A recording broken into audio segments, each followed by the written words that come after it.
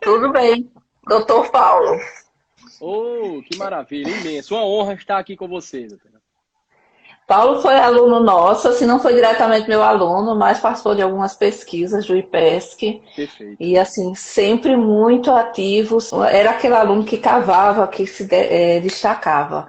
E eu sabia que ele ia ser um destaque, como a gente já sabe que é. Então, tá fazendo doutorado, eu espero que volte, né, para a terrinha. Acho que tem saudades daqui, né, Paulo? Demais, demais. Ave Maria. Pois é, eu vejo que ele é muito apegado aos animais, à família, então eu acompanho ele no Instagram. Quem não sabe, Paulo ficou bem famoso, porque ele gosta de cantar para os pacientes, cantou para uma menininha bem que estava um pouco debilitada, sem cabelo, e aquela cena foi muito forte, né? Isso. E foi bem interessante, mostrando esse lado humano que a gente já conhecia, tá? Então, queria dar as boas-vindas, Paulo. Você está bem? Tô bem, tô bem. A saúde tá indo bem, né? Graças a Deus. Graças a Deus. Não posso reclamar, não. E, doutora, é uma honra imensa, viu, receber esse convite e estar aqui hoje para a gente conversar um pouquinho desse tema que é tão importante, né, principalmente na nossa prática clínica, né, que é a gente que lida com recepções, né, da parte da ginecologia obstetrícia, né, e a neonatologia.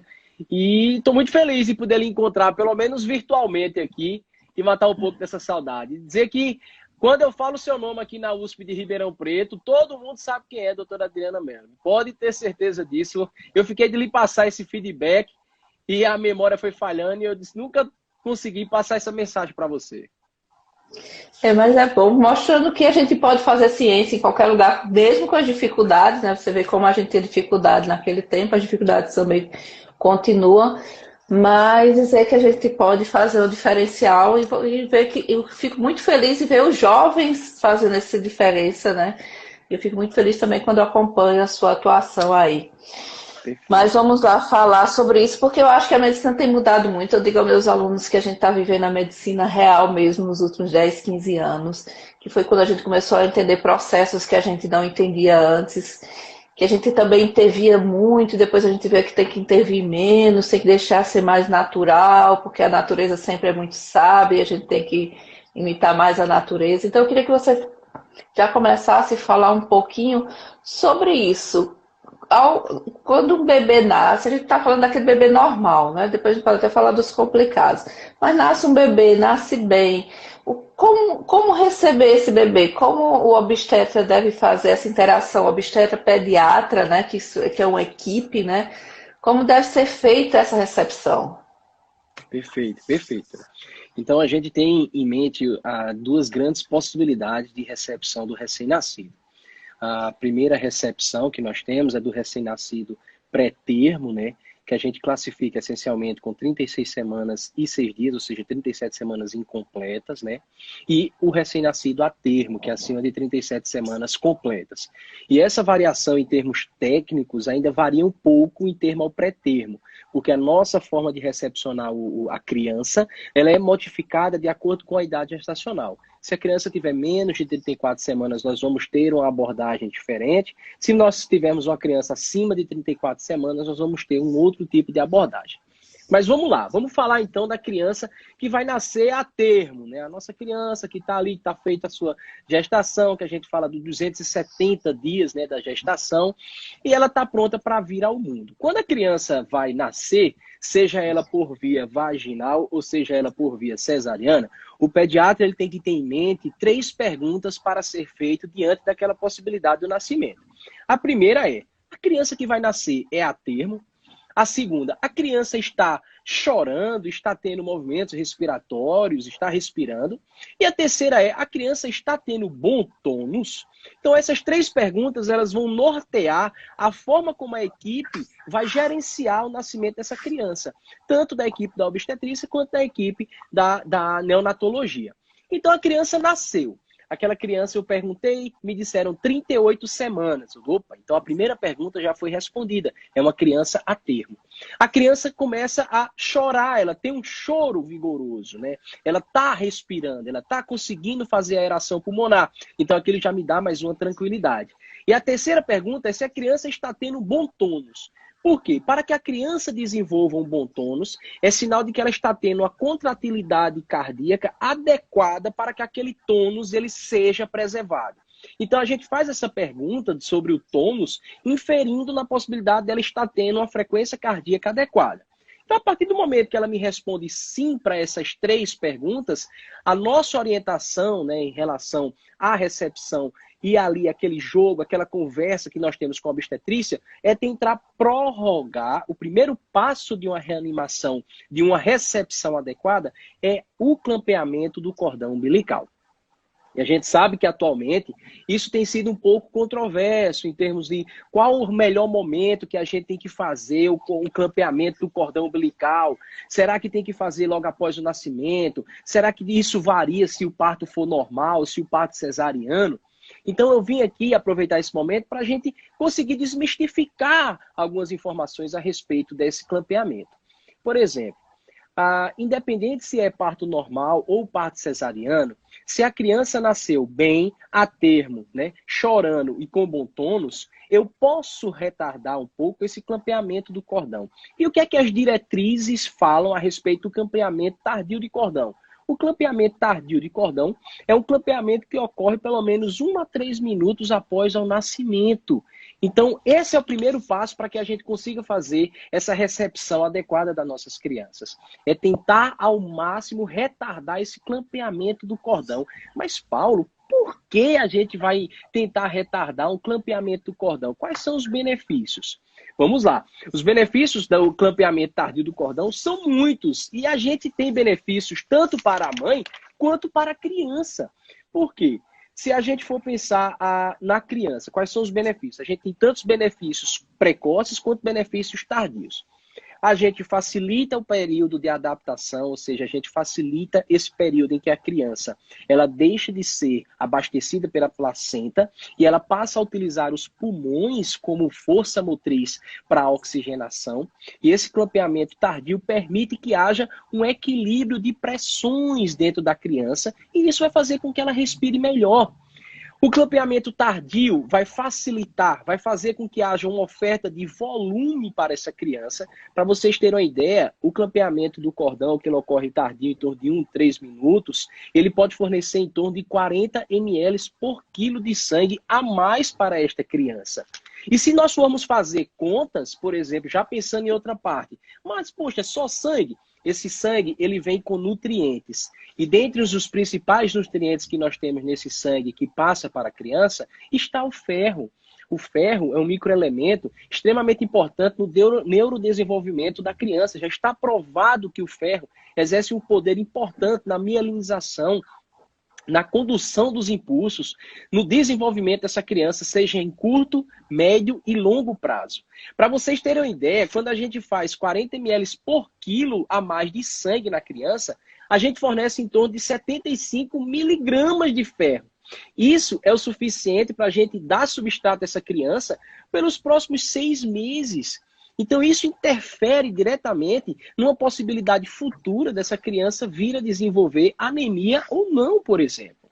E quando as crianças elas são mais prematuras, esse próprio clampeamento tardio do cordão, ele, por exemplo, reduz a incidência de hemorragia intracerebral, a hemorragia que a gente chama intraventricular, periventricular, reduz a chance dessa criança evoluir com infecção de barriga, que nos termos técnicos a gente chama de enterocolite necrosante. Então esses são muitos os benefícios que a gente pode utilizar por meio do clampeamento tardio. Mas se vocês forem observar, há algumas literaturas que falam assim, mas a gente deixar o cordão ali por 1 a 3 minutos pode aumentar o risco, por exemplo, de icterícia. E os últimos estudos têm mostrado que não é bem assim. Teve um último estudo clínico realizado agora nos Estados Unidos, que mostrou que o clampeamento tardio realmente teve uma incidência de icterícia em torno de 4,2% dos pacientes, enquanto o clampeamento imediato teve de 2,6%. Gente, essa diferença é irrisória. Isso não traz implicação clínica significativa para as nossas crianças. Outra característica que as pessoas às vezes defendem, se a gente for clampar esse cordão mais tardiamente, pode aumentar o risco de policitemia. Nossa, o que danado é policitemia? É quando o sangue ele torna mais viscoso. E não, gente, os últimos estudos também têm ido de encontro a essa antiga informação de que deixar o cordão pulsar por 1 a 3 minutos iria deixar o sangue das crianças mais viscosos. Isso está vindo por água abaixo, né? Como a gente fala no ditado popular. Para vocês terem uma ideia, muitas são as justificativas, às vezes, que as pessoas utilizam para clampar o cordão rápido. E uma justificativa que, às vezes, a gente vê na nossa prática clínica, até por um pouco de desconhecimento, é nas mães que são portadoras do vírus HIV, ou até mesmo naquelas mães que a gente não sabe a sua sorologia para HIV.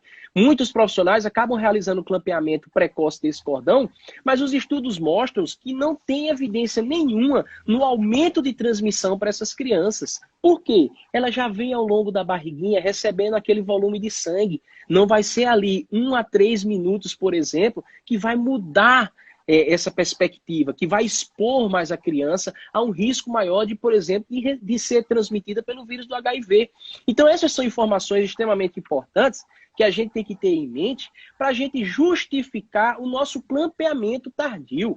A gente tem que parar com essa mania de que nasceu, a gente clampa e já entrega. Não é bem assim que a gente tem que fazer, né? Nós temos, claro, que avaliar as condições clínicas do recém-nascido. Não é todo recém-nascido que a gente vai orientar que tem que ficar com esse cordão pulsando em torno de 1 a 3 minutos, como eu falei anteriormente. Mas quando a indicação médica ela for precisa, a gente tem que respeitar. Mas na maioria das vezes, nasceu bem, nasceu com bom choro, nasceu com bom tônus, vai para o colinho da mãe.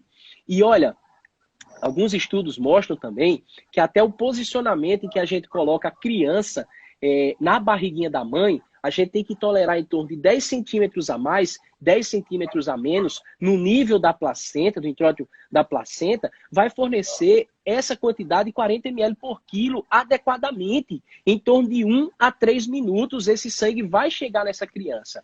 Às vezes as pessoas têm um conhecimento prévio de utilizar a ação da gravidade e colocar a criança abaixo do nível da mãe, aumenta a velocidade de infusão do sangue, mas não modifica a quantidade, então não tem sentido.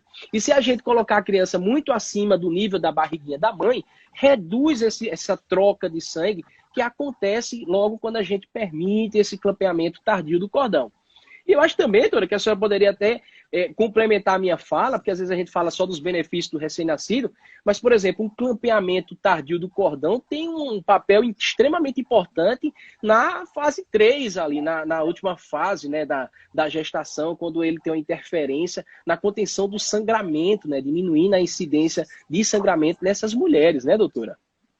Sim, na realidade, tá tão boa a conversa, porque acho que assim, a gente faz coisas erradas, não é que é errada, é porque a ciência não tem mostrado isso, né? Isso. E o número de pesquisa nos últimos 10, 15 anos tem sido assim, uma coisa absurda, né? Eu estava fazendo um levantamento de se você colocar o termo gestação no PubMed, desde que começou os artigos científicos até agora, sei lá, 600 mil artigos, só que quase a metade dos últimos 15 anos para cá. A velocidade de informação cresceu muito, porque a gente tem, primeiro, métodos, a gente tem equipamentos, a tecnologia evoluiu e a gente consegue ver isso. Mas quando você falando, lembrando que quando minha filha nasceu, foi uma cesariana, e assim, nasceu o bebê, fizeram uma medicação para me sedar. Então a gente não participa dessa fase, que hoje eu sinto falta. Não, porque eu acho que não, mas eu acho que era o momento de ter visto bem o bebê, essas coisas eu acho que estão mudando, e eu acho bom esses jovens. Por isso que eu gosto de jovens, vocês veem oxigênio na medicina, sabe? Porque a gente precisa mudar. E vocês facilitam essa nossa vida. Em relação realmente à mãe, a gente, quando fazia parto antigamente, primeiro ficava naquela ansiedade para tirar aquela placenta, dando uns puxãozinhos para ver. Puxava para ver se estava colada para o útero, vinha, sabe? Isso foi a minha formação na residência. Puxar, não puxar com força, mas dar uns puxõezinhos para ver se elas colou ou não. Quer dizer, era aquela ansiedade de finalizar aquele processo, né? E a gente sabe que quando você finaliza muito rápido, o útero vai ficar mais aberto, porque imagina, deixa eu ver, eu tenho meus modelinhos, deixa eu ver aqui o meu. Aqui. Então aqui tem o útero, tem a placenta. Quando essa placenta sai muito rápido, essa área fica como se fosse uma ferida, né? Os vasos abertos. E aí fica sangrando. A chance dessa mulher ter um sangramento, mesmo que não seja uma hemorragia, mesmo que seja fisiológico, o sangramento é maior. Se você deixa esse processo completar, a pulsação do cordão parar, e esse processo vai sendo feito de maneira mais fisiológica, esses vasos vão fechando. Então, essa placenta sai praticamente sem sangramento. Então, é economia de sangue para a mãe também. Diminui o risco de ter hipotonia, de ter atonia uterina. Então, realmente, é uma coisa que é bom para a mãe e para o filho, né? E uma coisa tão simples, né? Tão simples, e quando a gente vai analisar em todos os estudos, a gente consegue encontrar uma imensidão de benefícios, seja para a mãe ou seja para a criança. Então, assim, gente, a gente sempre orienta os profissionais que atualmente tenham muita parcimônia nessa recepção dessas crianças e que avaliem, né, a questão do clampeamento tardio do cordão. E como eu falei, eu acho que um ponto a se destacar também é que a via de parto, ela não influencia na velocidade com que você tem que clampar o cordão. Se a criança ela nasceu com parto cesariano e ela nasceu em boas condições de vitalidade, você pode muito bem esperar 1 a 3 minutos para que esse cordão ele seja clampado. Isso não vai interferir, né? Tá? Porque nasceu de parto cesariano, a gente tem que clampar imediatamente. Algumas justificativas, vou falar 2 itens aqui que eu acho extremamente importantes, por exemplo, do clampeamento, é quando essa criança ela nasce mal. Para você ter uma ideia, algumas diretrizes de reanimação neonatal, elas citam algumas situações que quando o médico ele tem experiência, ele pode tentar, por exemplo, uma abordagem inicial ainda com a criança clampar, com a criança conectada ao cordão. Por quê? Porque a gente sabe que essa permeabilidade do cordão vai facilitar a aeração pulmonar, a redistribuição das pressões, fazendo com que o sangue ele flui mais adequadamente para os pulmões e para os órgãos principais da criança, e isso vai ajudar a criança a conseguir se restabelecer após o nascimento. Então é extremamente importante também, quando o neonatologista tenha certa experiência, que ele consiga visualizar naquelas condições de nascimento uma oportunidade de deixar um pouco mais aquele cordão, que isso vai ajudar aquela criança e não vai prejudicá-la, né? Como às vezes a gente tem essa falsa impressão de que nasceu imediatamente, nasceu hipotônico, nasceu em apneia, então imediatamente clampa o cordão e me entrega. Às vezes você tem uma janela de oportunidade de 10, 20 segundinhos em que você consegue observar aquela criança e você consegue permitir ainda que haja uma passagem maior de sangue. E isso vai fazer com que o hemodinâmico da criança melhore. E isso vai facilitar, quando for necessário, por exemplo, iniciar as medidas de reanimação. Então a gente tem que mudar um pouco essa, como colocou aqui até na nossa conversa, essa conduta imediatista, né, de que a gente tem que clampar e tem que entregar para o pediatra. Não é bem assim. Acho que dá para a gente, aos poucos, por meio das conversas, da educação, a gente ir transformando esse pensamento. Até porque, como eu disse, não é por culpa. Às vezes a gente não sabe dos benefícios e dos malefícios de certas coisas. Por exemplo, eu errei muito em algumas coisas, né, nas minhas condutas, mas a gente não sabia desses benefícios. Por quê? Porque a gente acha que, às vezes, entregando para o pediatra mais cedo, antes aspirava, que é uma coisa que já mudou um pouco. Então, a gente era muito intervencionista antes, né? Então, agora a gente está vendo que a natureza sabe, às vezes. Claro que a diferença de ter uma equipe preparada é identificar aquelas crianças que não evoluem bem, né? É claro que, por exemplo, a gente não pode querer que o médico deixe se a mulher está sangrando, né? Está lá sangrando, a mulher hipertensa, às vezes está sangrando por tudo que é vaso, a gente sabe que aumenta o sangramento na cesárea do hipertensa, às vezes tem miomas, é muito difícil, sangra. Então, algumas vezes ele está ali numa situação que não dá para esperar muito tempo para começar a fazer suturas, né? Perfeito. Mas eu falei apenas as questões neonatais, mas isso que a senhora falou é extremamente importante. A gente tem que avaliar um conjunto de condições, né, do recém-nascido. Claro, as nossas 3 principais perguntas. E a mãe, ela não pode estar apresentando condições que sejam de ameaça à vida. Como, por exemplo, um descolamento, uma placenta prévia em que ela esteja sangrando muito. Isso que você falou é extremamente importante, porque às vezes a gente foca tanto em como a gente vai tomar essa conduta a partir apenas da avaliação neonatal e esquece que não é bem assim, né? Que há outros fatores que a gente tem que avaliar com bastante critério antes de indicar o próximo passo, né? Mas é importante assim, eu nunca gosto de falar desse termo que a gente é culpado, porque a gente realmente às vezes não faz por maldade, é porque ainda não conhece os benefícios, né? Mas os estudos ultimamente têm mostrado muitos benefícios em relação ao clareamento tardio do cordão, né? Perfeito. Então fica. Além disso, tem outras atitudes que tem que ter, não é, Paulo? O contato pela Isso. pele. Exatamente. Então, o primeiro passo ali, logo após o nascimento, é a decisão do que fazer com o cordão umbilical, né? Então, o que fazer ali, se vamos clampar, se não vamos. A partir do momento, a gente vai discutir mais aqui, pessoal, questões do nascimento de uma criança que vem bem, né? Que vem bem. Então, vamos deixar um pouco assim de lado as crianças que vão nascer mal. Vamos falar no geral. Então, a criança vem, ela nasceu, optou pelo contato, pelo clampeamento tardio do cordão. O que é que eu vou fazer? Né? O que é que eu posso orientar? Pessoal, recém-nascido a termo, vigoroso, com bom tônus, chorando, contato pele a pele. Nossa, Paulo, o que seria esse contato pele a pele? É colocar a criança de bruços em contato com a superfície corporal materna, de preferência na barriguinha e no tórax. E logo em seguida a gente vai envolver a criança e a mãe com uma toalha ou um lençol mais sequinho e mais aquecido. Isso favorecendo esse contato pele a pele. E quais são os benefícios, pessoal, desse contato pele a pele? São vários. Um dos principais benefícios desse contato é a termorregulação. O que é termorregulação, Paulo? Manter a temperatura corporal da criança adequada. Gente, para vocês terem uma ideia, em casos de recém-nascidos mais prematuros, quando uma perda de 1 grau abaixo do que a gente considera a temperatura corporal ideal, que seria em torno de 36,5 a 37,5, aumenta em torno de 18 a 20% a chance dele a chance de eventos que alterem a sua mortalidade, que aumentem a sua mortalidade.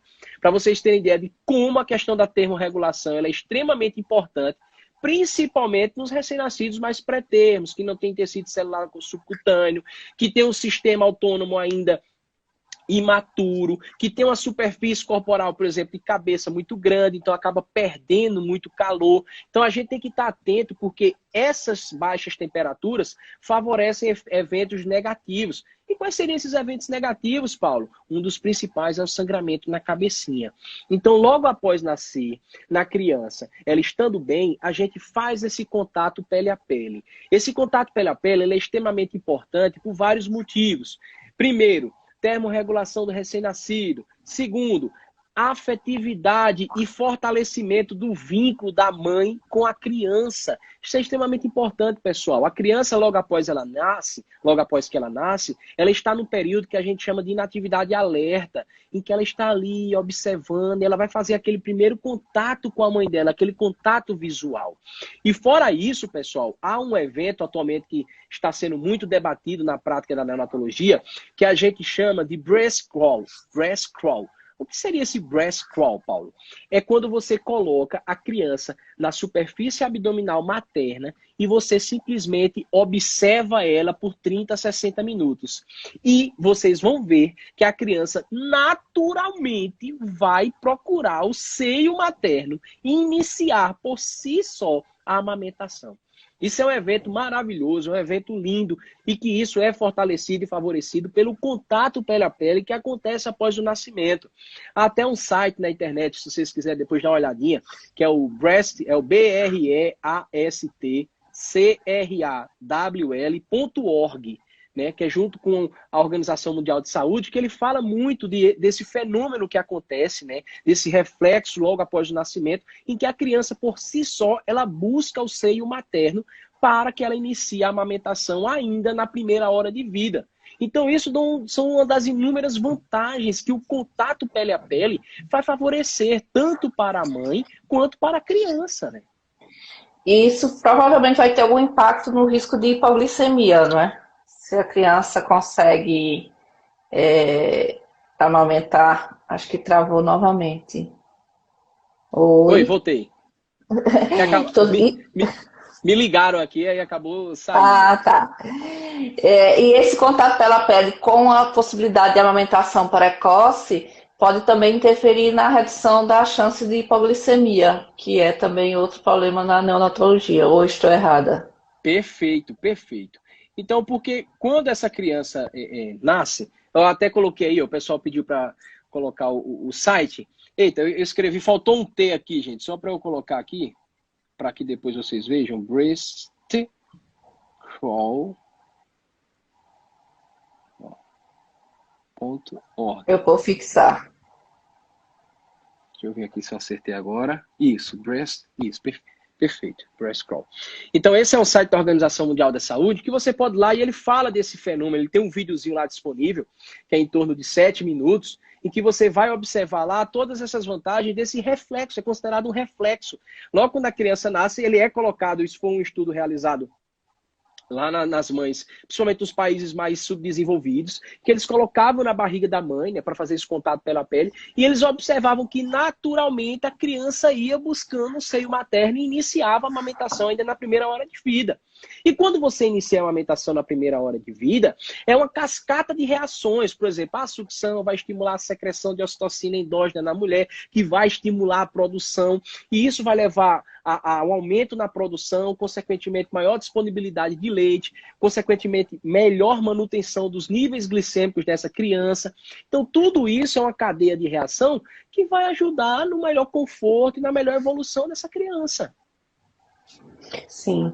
Eu estava pensando aqui, porque quando eu começo, estou estudando muito coração fetal ultimamente, e eu sempre achei complexo o coração, porque as pessoas acham que o bebê quando nasce é só diferença de temperatura, né? Porque ali é quentinho, tudo mais. Mas é muito complexo o ser humano, porque lá dentro ele tem que mandar fluxo para a placenta. Perfeito. Né? Quando ele nasce, ele tem que deixar essa placenta e assumir a respiração. Né? Então fecha alguns canais, os canais que a gente tem, que o feto tem, né? Para poder isso possibilitar. Então é muito complexo. No segundo que nasce, entrar em contato com o oxigênio, o primeiro oxigênio leva a essas modificações. Então, eu fico pensando realmente como essa transição é importante para esse feto, porque é a ligadura tardia. Porque pensando na complexidade que é o fechamento do canal arterial, o fechamento do ducto venoso, como da CIA, né, do forama oval, então como isso muda a circulação e tudo bem que é rápido, mas não só por ser rápido, mas realmente ter um suporte, ter a placenta ali ainda com um suporte, enquanto isso faz, deve fazer alguma diferença nesses resultados também. Perfeito, com certeza, né? Então, é toda uma transformação que acontece nesse período de transição. E é importante você frisar isso, doutora Adriana, porque a gente fala um pouco do clampeamento tardio do cordão, a gente fala do contato pele a pele, e tudo isso está envolvido no que a gente chama o minuto de ouro, né? Então, o que é que seria basicamente esse minuto de ouro? Esse minuto de ouro é um minuto em que a gente vai prestar assistência neonatal à criança, permitindo com que ela tenha uma transição adequada da circulação fetal, né, para a circulação após o nascimento, fazendo com que ela tenha uma respiração adequada e, consequentemente, sofra menos danos. Para vocês terem uma ideia, pessoal, o risco de morte ou de mortalidade, morbidade, aumenta em torno de 16% a cada 30 segundos de demora para iniciar uma ventilação do nascimento. Isso é muito importante. Então, a criança ela tem, às vezes, que receber um certo auxílio adicional para que ela inicie a sua respiração. E esse Golden Minute é justamente esse conjunto de medidas que a gente vai ter para dar suporte à nossa criança. Seja ela o clampeamento tardio do cordão, o contato pele a pele, a amamentação na primeira hora de vida, né, gente? Que é outro tópico extremamente importante que a gente tem que discutir nesse minuto de ouro inicial, que é a forma que a gente tem de estimular essa amamentação precocemente, por meio do contato pele a pele. Essa amamentação precoce, ela já está provada cientificamente, todos os seus benefícios em termos de fortalecimento de vínculo, em termos de estendimento, quando você consegue fazer a amamentação na primeira hora de vida, está provado que essa amamentação ela tem a maior probabilidade dela perdurar pelos próximos 4 a 6 meses de vida, né? E a gente sabe que são as recomendações da Sociedade Mundial, né, da Organização Mundial de Saúde, de que a gente permaneça com a nossa criança em aleitamento materno exclusivo até os 6 meses, né? complementar em seguida, pelo menos até os 2 anos. Não tem um limite máximo para a gente amamentar as nossas crianças, né? A gente tem um limite mínimo, que são essas orientações de aleitamento materno, pelo menos os primeiros 6 meses. E esse aleitamento na primeira hora de vida, ele tem uma influência extremamente importante nesse fortalecimento do vínculo. Por quê? É uma reação em cascata, como a gente falou, né? A criança vai estimular, a mãe vai produzir mais hormônio, esse hormônio vai estimular a maior produção de leite e a criança vai mamar cada vez mais, né? Isso vai fazer com que a criança se desenvolva, ganhe peso e fortaleça esse aleitamento materno. Que a gente sabe que nós temos muitas queixas no nosso dia a dia quanto ao aleitamento. Uma das principais queixas é, o meu leite é fraco. E a gente sabe que na prática clínica não é bem assim que acontece. Para vocês terem uma ideia, gente, na mamada nós temos diferentes tipos de leite. Até no tempo de evolução, inicialmente nós temos o nosso colostro, que é um leite mais gorduroso, que é onde a gente tem muitos micronutrientes, onde nós temos muito anticorpos. E logo depois nós temos a descida desse leite ali por terceiro, sétimo dia, que esse leite desce. Aí, além desse leite descer, ele vai ter a distribuição do leite anterior e do leite posterior. Então, são muitos fatores que a gente tem que influenciar antes de simplesmente a gente chegar e dizer, meu leite é fraco. Muitas das vezes, a gente não está tendo uma pega correta, não está tendo um posicionamento correto, uma pega do recém-nascido correto, e isso vai gerando uma cascata, o neném vai ficando irritado, não vai conseguindo mamar, a mãe vai ficando aflita, deixa de produzir o leite, porque o estresse é capaz de reduzir a produção do leite, e assim chega nessa frase de que eu não tenho leite, meu leite é fraco, e aí entra a utilização dos complementos e, consequentemente, que leva à exposição dessa criança a derivados da proteína do leite de vaca, que pode aumentar futuramente o risco de obesidade, o risco de desenvolvimento de doenças alérgicas. Então, tudo isso, olha só, eu estou indo lá para frente para pegar esse momento atual, que é a amamentação na primeira hora de vida, que é capaz de fortalecer esse vínculo e evitar toda uma cascata de problemas que podem acontecer, né? A gente já vem falando isso há algum tempo, acho que desde o meu mestrado a gente falava isso, de como construir um bebê saudável. A gente sabe que começa no início da gravidez, a gente hoje já sabe que começa antes, né? O pré-concepcional deveria já estar entrando, na realidade, do que não é 1000 dias, é mais dias, aí porque a gente tem como pelo menos 3 meses antes de engravidar, se não for mais, mas pelo menos 3 meses antes de engravidar deveria entrar. Por quê? Porque a gente constrói o bebê de tudo do jeito que a gente se alimenta, de que o bebê é uma casa. Perfeito. Se você manda material ruim, como gordura, como açúcar, ele vai ser construído disso. Se a gente constrói uma casa com material ruim, ela vai ter aqueles problemas de descascar e pode chegar o tempo de ruir, até o extremo de cair, né? Rachaduras e tudo mais. Se você constrói um bebê de vitaminas, nutrientes, proteínas, ele vai ter energia, força e não vai ter os excessos, né? Então ele vai ser mais forte. E forte não significa peso, né, Paulo? Hoje a gente sabe que... E aí o que a gente vê, que quando você erra na gravidez, porque a gravidez dá fome, você às vezes não foi bem orientada nisso, você tem uma chance ainda de mudar isso, que é os outros 2 primeiros anos de vida, através da alimentação saudável que começa na amamentação. Eu queria que você falasse isso, a amamentação como uma vacina, já que vocês também são especialistas em vacinas, como uma vacina não só para proteção de doenças, mas para proteção disso, dos excessos, da obesidade e tudo mais. Dos erros que a gente também cometeu na gravidez, a gente pode tentar corrigir um pouco amamentando melhor. Perfeito, perfeito. Então, até remeter um pouquinho do que você falou, que hoje em dia se discute muito da questão dos 1000 dias, né? O que seriam esses 1000 dias, né? Seriam os 270 dias da gestação, mais os 365 dias do primeiro ano de vida e mais os 365 dias do segundo ano de vida.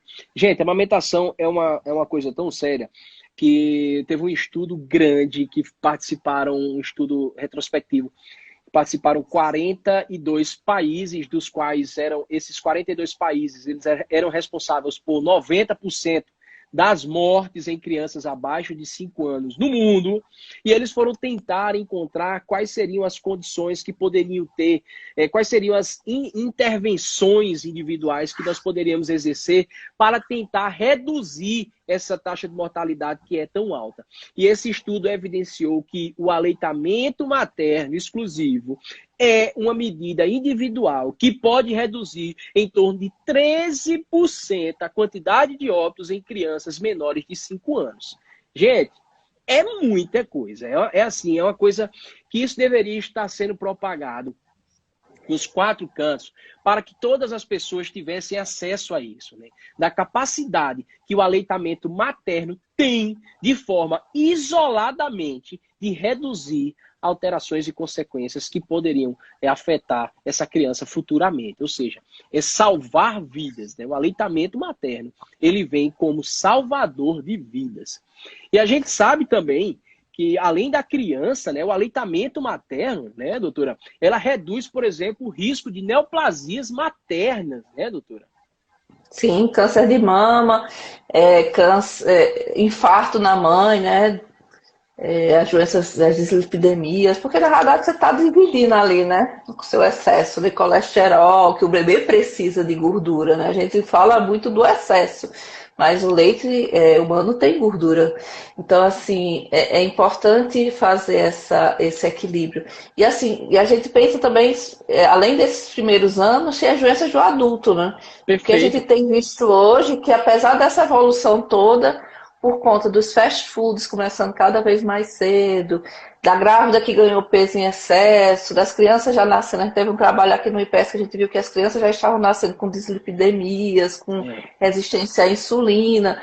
Então, assim, isso, a gravidez saudável junto com a amamentação, que eu acho que a amamentação é um foco bem importante, pode reduzir o risco de ter um infarto aos 40 anos, né? Perfeito. Porque o que a gente tem visto hoje são jovens infartando, né? Isso. Como você falou, além a mulher, ela pode reduzir o risco de diabetes mellitus tipo 2, câncer de ovário, câncer de mama, e a criança já está comprovado que o aleitamento materno, ele reduz a incidência de doenças que a gente pode considerar doenças mais tardias. Quais seriam isso? Até os tipos de leucemia ele ajuda a reduzir, quadros de dermatite atópica, obesidade, diabetes mellitus tipo 1, tipo 2, e ele influencia diretamente na redução da quantidade de vezes que a criança pode ser internada em hospitais por quadros, por exemplo, respiratórios. Então, quando você alimenta a sua criança apenas com leite materno e que você fornece ao longo, pelo menos esses 6 meses, essa quantidade de anticorpos, que você não expõe ele a outros antígenos, essa criança ela vai ter uma incidência menor, gente, de alergias. Nós temos hoje em dia uma grande quantidade de pacientes, de adultos atópicos, que poderia ter tido uma influência positiva caso em seu passado eles tivessem sido amamentados por aleitamento materno exclusivo por pelo menos 6 meses. Isso, os estudos eles já estão bem consolidados nesse aspecto. Então é muito importante, eu lido diariamente quando a gente está na maternidade, aqui na Mater, aqui em São Paulo, nas angústias das mães, porque amamentar, gente, não é fácil. Tá? É muito bonito a gente vir aqui falar que você tem que amamentar o seu filho por pelo menos 6 meses, até 2 anos ou mais, etc. Mas amamentar não é fácil. Amamentar requer empenho, requer dedicação, requer paciência, requer técnica, porque para uma boa amamentação você tem que ter uma técnica adequada. É a técnica de posicionar a sua criança, é a técnica adequada de colocar essa criança no seio materno, tá? Porque quando a técnica ela está inadequada, inúmeras consequências podem acontecer, seja para a criança ou seja para a mãe. Para a mãe, pode acontecer machucadinho no peito, que a gente sabe muito bem, engurgitamento, porque ela não consegue fixar bem a criança no peito e não consegue isso fazer a extração do leite. E a criança pode ter perda de peso, que consequentemente pode manifestar-se por irritabilidade, por inapetência, por essa criança pode desenvolver maior probabilidade de icterícia, seja ela um pouquinho mais precoce ou até mesmo tardia. Então, esta forma, a técnica correta de amamentação, ela tem que existir para que essa amamentação ela seja um sucesso. Não adianta nós adotarmos um discurso meramente bonito e defender a amamentação se a gente não ensinar as nossas mulheres a amamentar. Pessoal? Eu acho que tá essa falha no pré-natal, né? A gente hoje, o pré-natal, eu acho que está querendo inverter, né, a base da pirâmide e tudo mais, mas a gente por muito tempo trabalhou só com resolução de problemas, em vez de Perfeito, evitar problemas, né? Então hoje o perfeito. pré-natal já está tentando mudar, mas ainda falta. Então hoje a gente faz o rastreamento de pré-eclâmpsia, rastreamento de risco de parto prematuro, rastreamento. Então a gente consegue fazer alguns rastreamentos, mas ainda falta preparar, principalmente aquelas mães de primeiro filho, né? Para isso, para o parto, porque antigamente não precisava, você tinha 10 filhos, você aprendia com a vida. Hoje você tem 1 ou 2 filhos. Então aquela mãe tem que ser preparada para esses eventos, né, Paulo? Eu acho que ela é Perfeito, muito jogada assim. perfeito. E Porque assim, eu, sinceramente, não, talvez por ser médica, eu não tive dificuldade nenhuma. Eu achava assim, mais prático, porque me levantar para fazer leite, eu pegava a minha filha que estava ali do lado da cama, eu estava no berço do lado da cama e já estava para mamar. Então, para mim, assim, eu dormia, assim, eu achava muito prático amamentar e barato, né? Porque nossa, leite é muito caro, minha está cada gente. vez mais Leite é caro, né? muito caro. Pois é. Então, assim, mas eu com certeza amamentei melhor porque eu era médica, mas falta esse preparo para essas mães. Eu acho que a gente está errando nisso também. Concordo. A melhor prevenção dos eventos adversos de amamentação errada é você ensinar elas desde o começo, né? Ensinar os sinais de uma boa pega, os sinais de um bom posicionamento, para que assim ela consiga desenvolver a amamentação dela de uma maneira saudável, né? Amamentar não pode ser estressante, gente. Se amamentar estiver doendo, se amamentar estiver trazendo sofrimento, alguma coisa está errada. Alguma coisa está errada e nós temos o dever e a obrigação de ajudar essas mães a superar isso. Porque nós somos defensores do aleitamento materno. E nós somos defensores do aleitamento materno exclusivo, principalmente nos primeiros 6 meses de vida, né? Nós temos que ser proativos nesse aspecto, porque nós sabemos todos os benefícios, sejam eles para as mães ou sejam para as crianças, né? Então, quando a gente fala dessa amamentação na primeira hora de vida, nós temos a grande tríade, né, dessa recepção dessa criança ali nesse minuto de ouro, que vai ser o clampeamento tardio do cordão, que vai ser o contato pela pele e vai ser a amamentação na primeira hora de vida. Isso, pessoal, nossa discussão aqui, que a gente vem desenvolvendo ao longo desses últimos minutos, é na criança sadia, né? Nós estamos falando de crianças sadias, de crianças que nasceram a termo, de crianças que nasceram com bom tônus, chorando, que foram avaliadas pelos seus pediatras e que tiveram condições de permanecer ali no contato pele a pele, com o clampeamento tardio, com a amamentação ainda na primeira hora de vida. Mas é importante eu frisar aqui que há indicações médicas em que isso não acontece, tá, pessoal? E que vocês tenham que ter ciência disso. Uma situação que pode ir de encontro a isso, por exemplo, a criança ela nasce com o pulmãozinho fechado e repleto de líquido em seu interior. Um dos mecanismos que ajudam nesse clearance, nessa limpeza do líquido, é a passagem pelo canal vaginal. Tá? Então, às vezes, quando a criança nasce por via cesariana, ela perde um dos principais mecanismos de clearance pulmonar, que é a passagem pelo canal vaginal.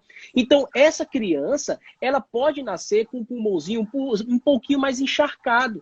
E esse pulmãozinho um pouquinho mais encharcado pode favorecer que ela não respire adequadamente após o nascimento. E se ela não respirar adequadamente após o nascimento, a gente já não vai poder orientar de maneira fidedigna o clampeamento tardio desse cordão. A gente, como eu falei lá no comecinho, a gente pode ter uma janela de oportunidade em que a gente observa 10 a 20 segundos como essa criança vai se comportar ali no começo, a gente faz a nossa avaliação seriada e contínua, e aí a gente indica, ó, pessoal, por gentileza, o clampeamento do cordão, que eu preciso levar a criança ao berço aquecido e dar início às medidas de reanimação neonatal.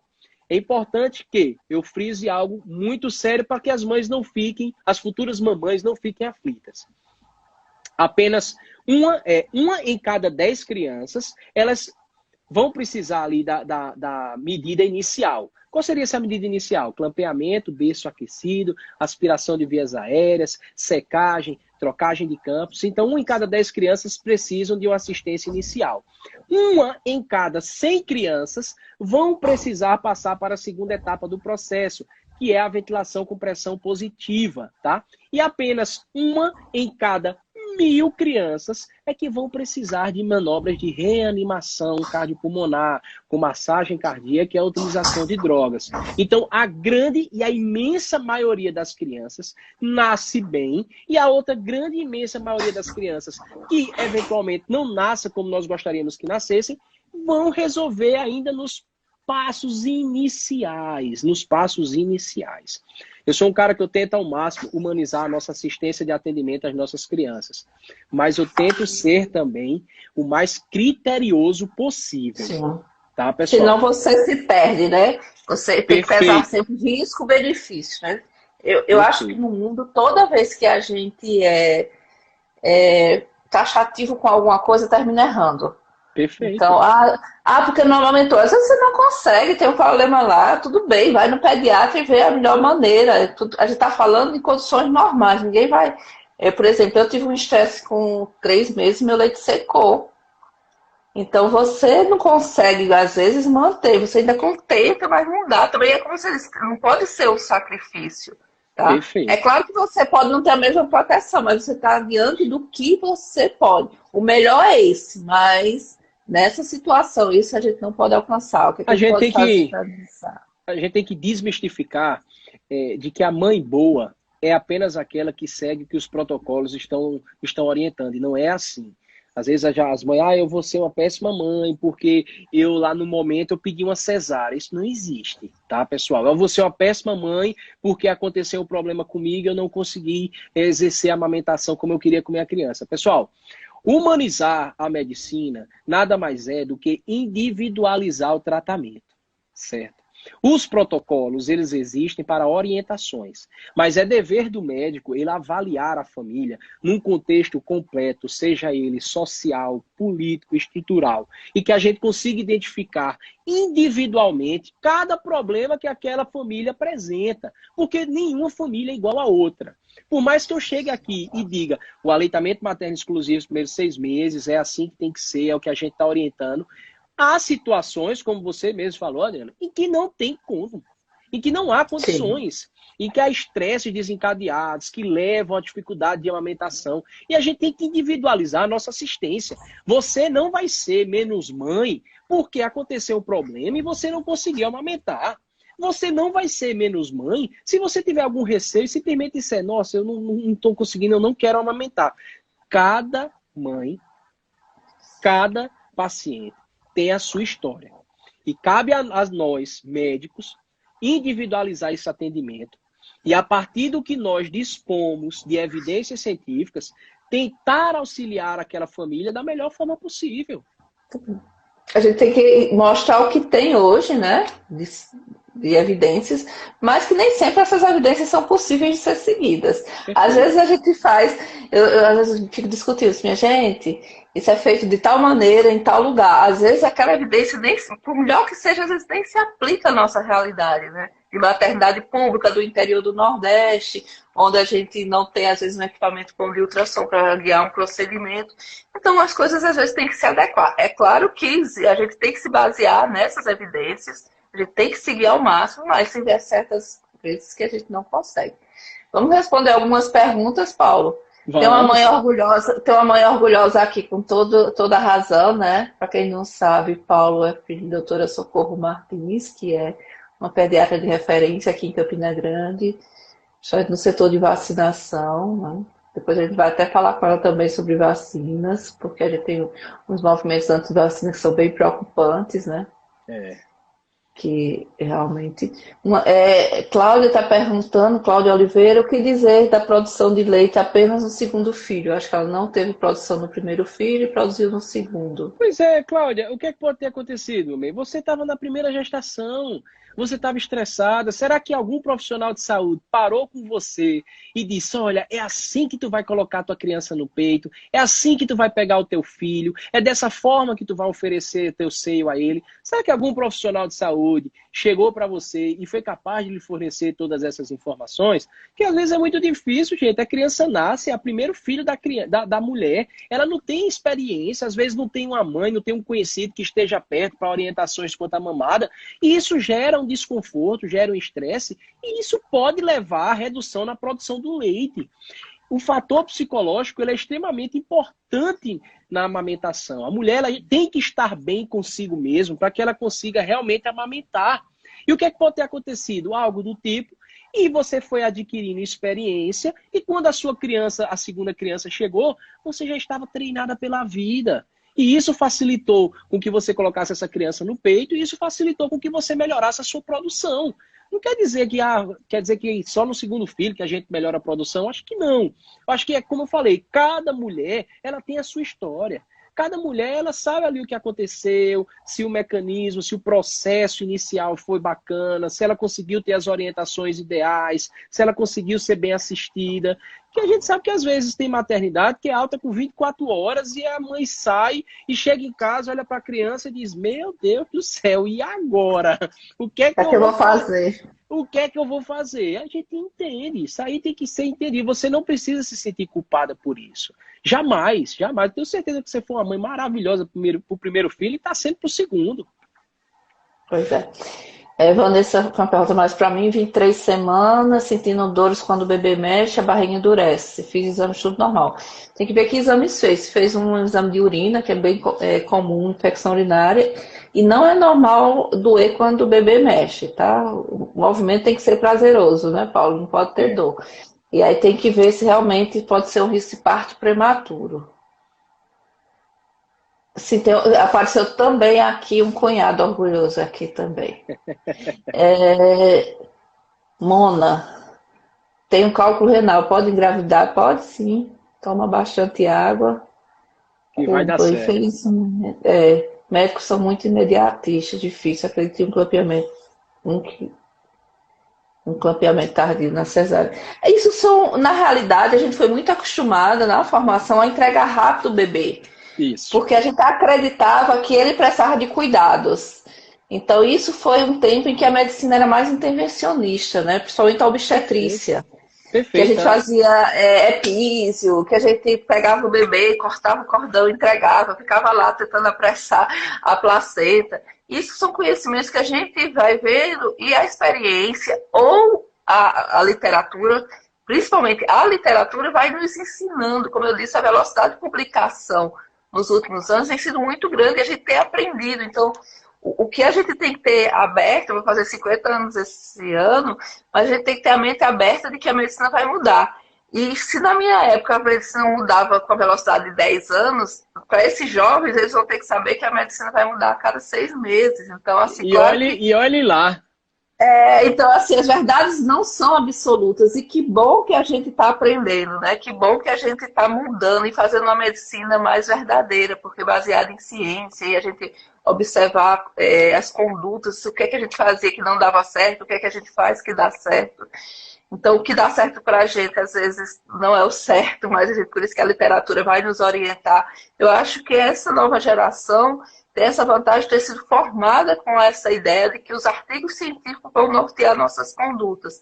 A gente foi formado muito na coisa a minha experiência. Eu fui de um tempo que, para a gente saber de alguma coisa, eu lembro meus primeiros congressos, tinha que vir um pessoal do Rio e de São Paulo que tinha chance de ir para a Europa, para os Estados Unidos e vinha trazer as novidades. Hoje eu quero saber o que a Europa está fazendo, eu entro na internet e eu posso copiar todos os protocolos, né, Paulo? Então isso melhorou muito.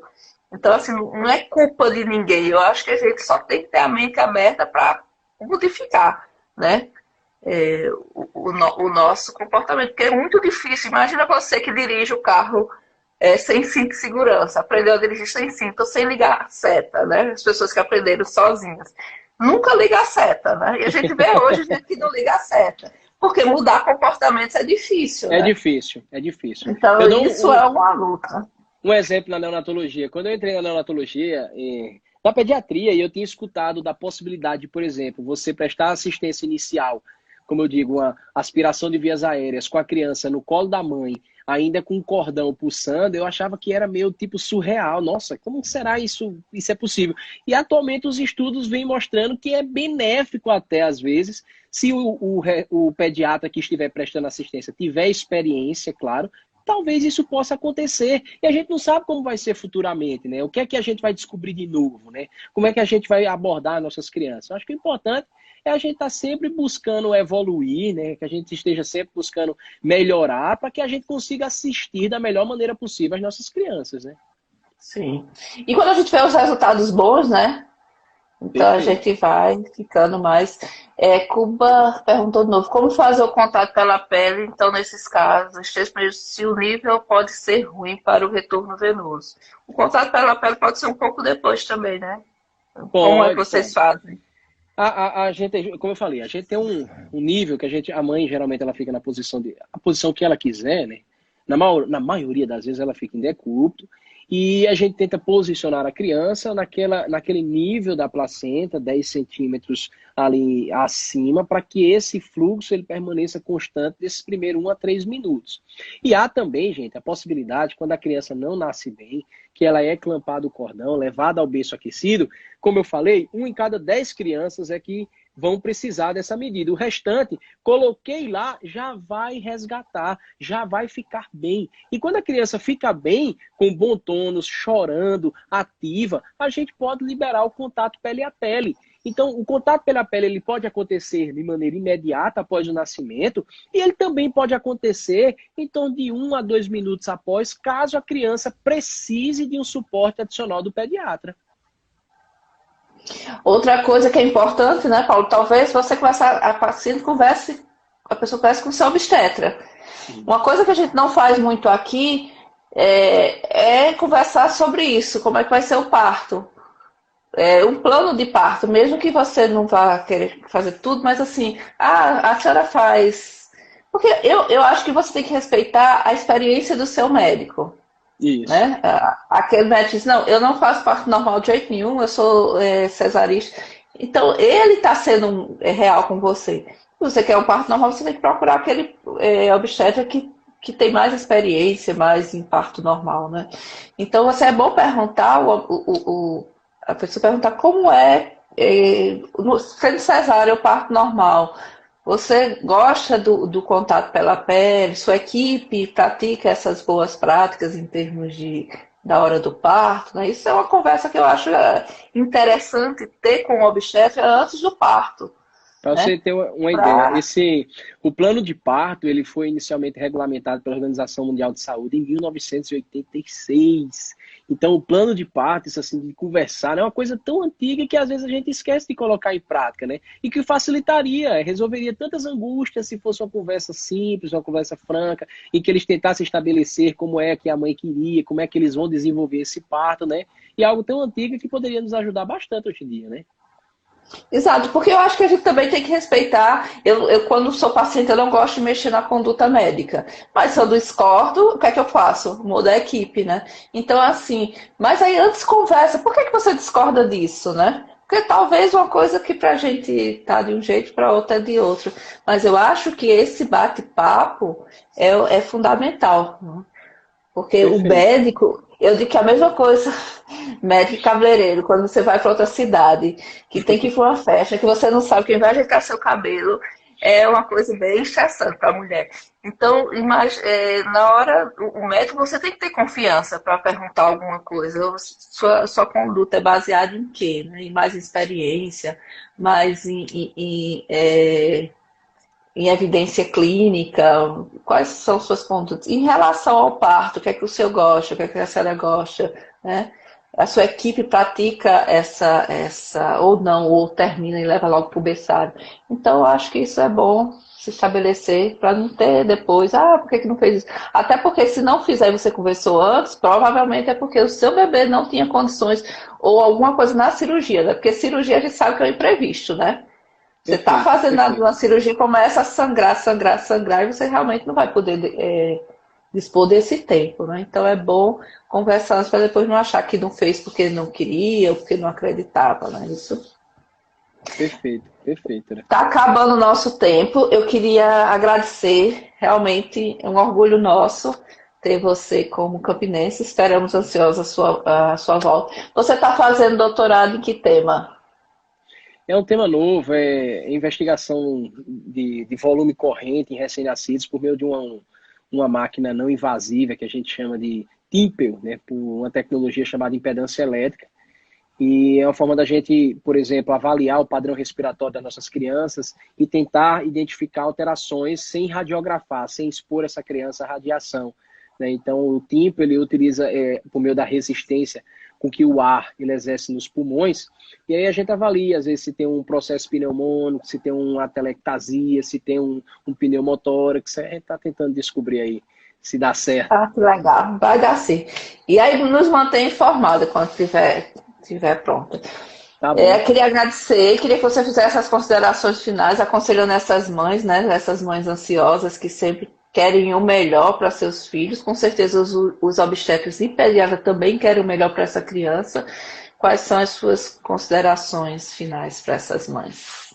Então, pessoal, é muito importante que a gente sempre busque entender melhor o nascimento.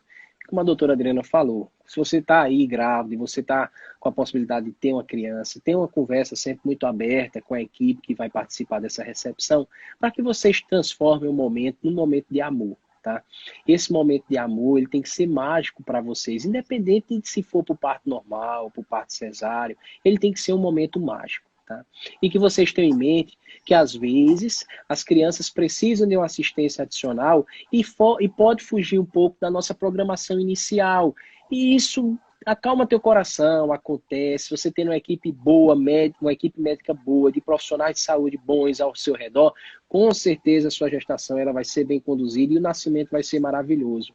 Não fiquem angustiadas. Se vocês tiverem dúvida após o nascimento, quanto à amamentação, perguntem, tirem suas dúvidas sempre com os profissionais, para que vocês possam ir para casa da melhor maneira possível. E assim, se for possível e da forma que nós queremos, que você realize o seu aleitamento materno exclusivo. Tá? Então foi um prazer imenso estar aqui com vocês, falar um pouco desses momentos iniciais na recepção da criança sadia, e foi uma honra muito grande, dona Adriana. Pode ter certeza que quando eu estiver voltando aí, eu vou entrar em contato.